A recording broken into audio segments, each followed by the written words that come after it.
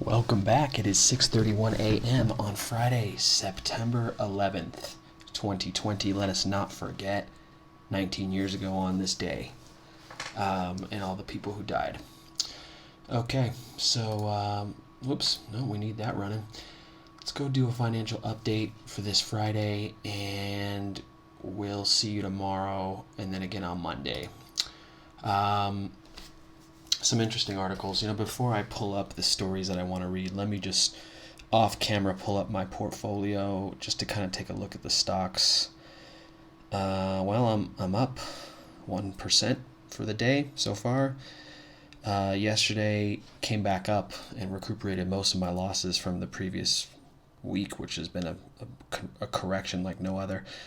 The market's 2 minutes into being open, and just about everything is way up right now. But let's see how the rest of the day unfolds. But that bounce is looking positive. So Square forms group to stop patent hoarding from stifling crypto innovation. I didn't realize this, but there are people out there who are actively and legally trying to take over the entire Bitcoin network by filing a patent on it. Like, could you imagine one day, just tomorrow, some guy got through and got some legal order to control Bitcoin? What the hell would happen to the price of Bitcoin? What would happen to your Bitcoin? It sounds crazy, but people are trying to do this. Apparently, 10 people have already tried and failed.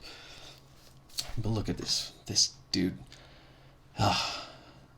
This is the guy who controls Twitter, and doesn't look like a guy who plays on my team. Let's just put it that way. Jack Dorsey's payment company is inviting other cryptocurrency firms to join its alliance to pool patents and preserve the industry's open source spirit.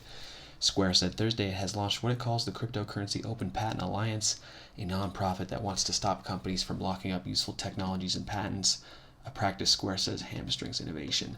Locking up foundational cryptocurrency technologies and patents stifles innovation and adoption, and offensive use of patents by bad actors threatens the growth of the cryptocurrency tech, Square said in a statement. In addition to companies jealously guarding their own work in crypto, some firms go further, filing what are called preemptive patents for ideas they have no plans of developing, but which act to hinder the research of competitors.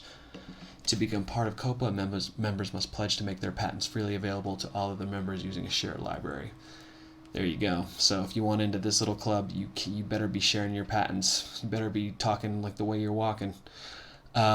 This library will act as a collective shield, protecting members from patent aggressors, said Square, which ventured into crypto in 2018 and has already committed to putting its own crypto patents into the new library. The only exception will be those filed to preserve existing patent applications. The number of cryptocurrency and blockchain-related patents in the U.S. doubled between 2016 and 2017 in the past year.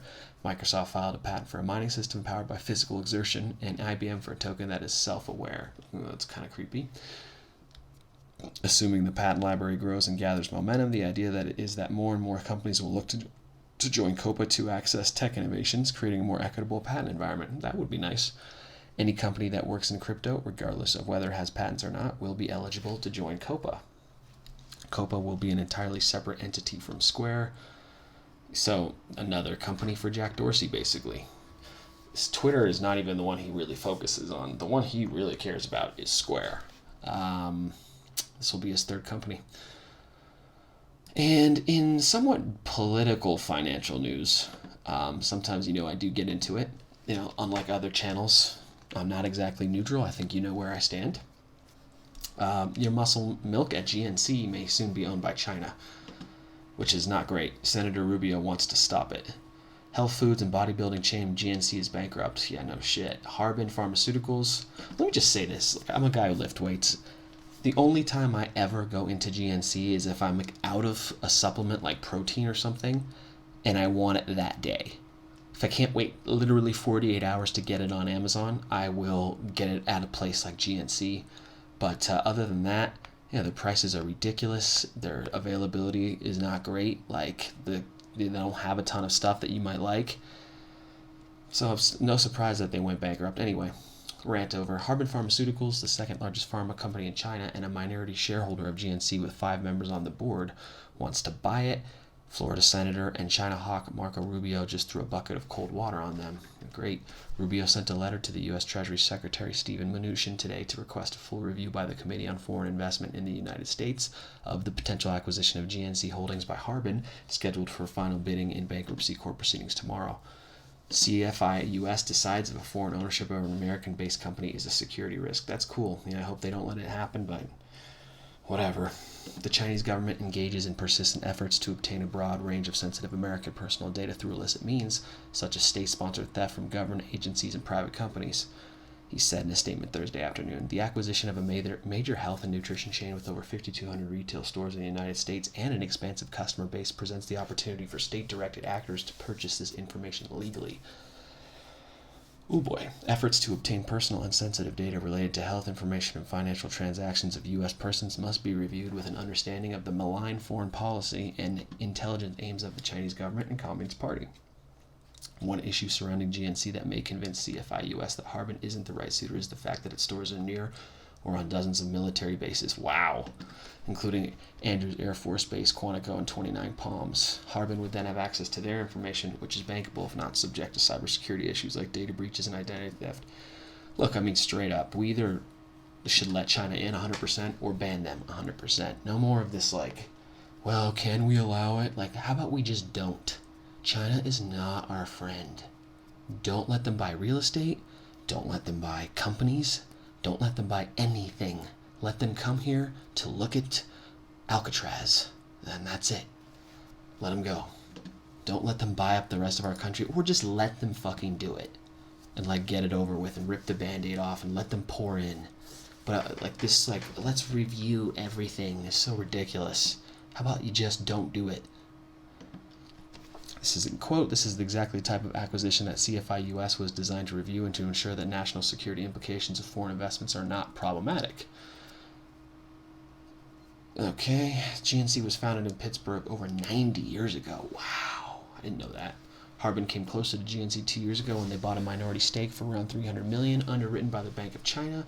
5 seats on the board of directors came as part of the joint venture deal, according to lawyers on the case. There's one known bidder outside of Harbin, and that's Dynamic Ventures, a little-known Ohio-based group that invests in health and wellness companies. But Harbin has the inside track because they're already on the board and can potentially have a safe harbor as they've been in GNC before updates were made to the CFI US Foreign Investment Risk Review Modernization Act. Okay.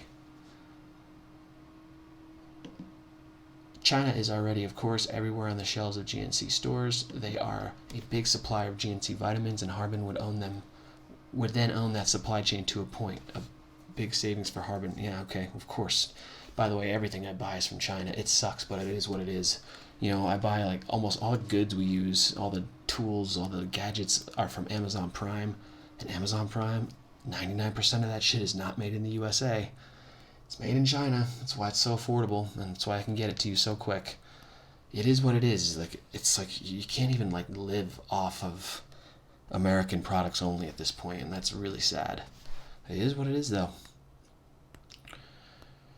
Okay, I'm gonna just let you guys finish this article on its own. It's almost done, but I've spoken enough about it.